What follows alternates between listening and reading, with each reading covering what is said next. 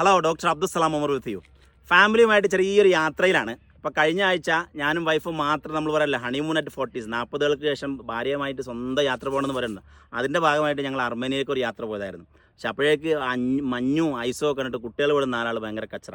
അപ്പോൾ അവരെ സോപ്പിടാൻ വേണ്ടി ചെറിയൊരു തട്ടിക്കൂട്ട് ട്രിപ്പായിട്ട് ഇറങ്ങിയതാണ്. അതായത് ഞങ്ങൾ കൊച്ചിയിൽ നിന്ന് ഇവിടെ സിൽവർ സ്റ്റോമിൽ വന്നു. സിൽവർ സ്റ്റോമിലൊരു ഫുൾ ഡേ സ്പെൻഡ് ചെയ്തു ഐസിലും വെള്ളത്തിലൊക്കെ ആയിട്ട്.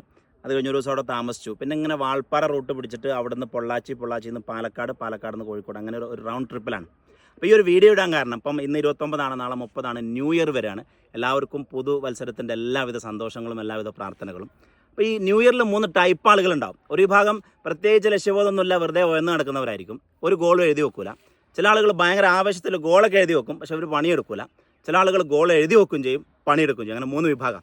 ഇതിൻ്റെ ഒരു രസം എന്താണെന്ന് വെച്ചാൽ, ഈ ഉയർന്ന് നടക്കുന്നവനേക്കാൾ കൂടുതൽ വെറുതെ ഒരു ഗോൾ എഴുതി വെക്കുകയും അതിലൊരു ആക്ഷൻ എടുക്കാതിരിക്കുകയും കാര്യമായിട്ടൊരു പണി എടുക്കാതിരിക്കുകയും ചെയ്യുന്നവൻ ഉണ്ടല്ലോ, അവന് ഒരു എഴുതി വെച്ചാൽ മാത്രം 50% സാധ്യതയാണ് എന്തിന് ആ സാധനങ്ങൾ നടക്കാനില്ല, കാര്യങ്ങൾ നടക്കാനില്ല. അതായത് ഒരാൾ വെറുതെ നടക്കുന്നതിനേക്കാൾ കൂടുതൽ ഒരു ഗോൾ സെറ്റ് ചെയ്തിട്ട് എഴുതി വെച്ച് കഴിഞ്ഞാൽ അത് നടക്കാൻ അയാളുടെ പ്രൊഡക്ടിവിറ്റി അറ്റ്ലീസ്റ്റ് ഡബിൾ ആവുന്നില്ല. ഇനി ഒരാൾ എഴുതി വെക്കുകയും അതിന് ആക്ഷൻ എടുക്കുകയും ചെയ്താൽ അയാളുടെ പ്രൊഡക്ടിവിറ്റി വെറുതെ നടക്കുന്നവനേക്കാൾ 10 ഇരട്ടി കൂടുന്നുള്ളതാണ്.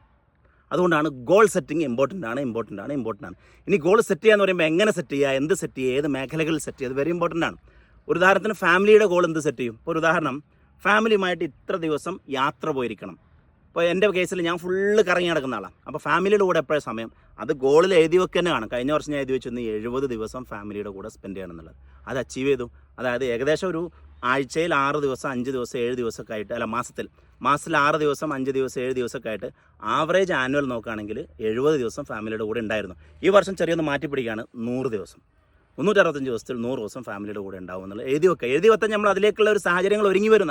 നമ്മളത് റെഡിയാക്കും. അതതിൻ്റെ പ്രത്യേകത. പിന്നെ അടുത്തത് സാമ്പത്തികമാണ്. സാമ്പത്തികത്തിൽ നമ്മളെപ്പോഴും ഇപ്പോൾ നമുക്കൊരു കോടി വരുമാനമുള്ള ആളാണെങ്കിൽ നമ്മൾ എഴുതി വെക്കണം, അടുത്ത വർഷം എൻ്റെ വരുമാനം ഞാൻ 2 കോടി ആക്കാൻ തീരുമാനിച്ചു. എങ്ങനെയെന്നുള്ളത് നമുക്ക് ചർച്ച ചെയ്യാം, അതിനൊരു പരിഹാരം കാണാം. ആദ്യം അതൊന്ന് എഴുതി വെക്കി. അങ്ങനെ തുടങ്ങിയിട്ട് നമ്മുടെ സാമൂഹ്യ സേവനമാവട്ടെ, സാമൂഹ്യ സേവനം വെറുതെ വരില്ല, അതിനും ഗോൾ എഴുതി വെക്കണം. ഇത്ര ദിവസം ഞാൻ സമൂഹത്തിന് വേണ്ടി ചിലവഴിക്കാൻ തീരുമാനിച്ചു, എഴുതി വെക്കണം. ഇത്ര എത്തിമക്കൾക്ക് വീട് വെക്കാൻ തീരുമാനിച്ചു, ഇത്ര വിധവകൾക്ക് വീട് വെക്കാൻ തീരുമാനിച്ചു, ഇത്ര ഓർഫൻസിനെ പഠിപ്പിക്കാൻ തീരുമാനിച്ചു. അങ്ങനെ ഒരു നമ്പർ എഴുതി വെക്കണം, എന്നാലേ ഗോളാവുള്ളൂ. അപ്പോൾ ചുരുക്കി പറഞ്ഞാൽ ഈ ഒരു നാളത്തെ ദിവസം, അതായത് 30-ാം തീയതി രാത്രി 8:30 ഇന്ത്യൻ ടൈം 8:30 എല്ലാവർക്കുമായി പബ്ലിക്കിന് വേണ്ടിയിട്ട് ഒരു ഗോൾ സെറ്റിംഗ് പ്രോഗ്രാം നമ്മൾ ചെയ്തിടാം. അതായത് നമ്മൾ എല്ലാ വർഷവും ഇങ്ങനെ ചെയ്യാറുണ്ട്, ഈ വർഷവും.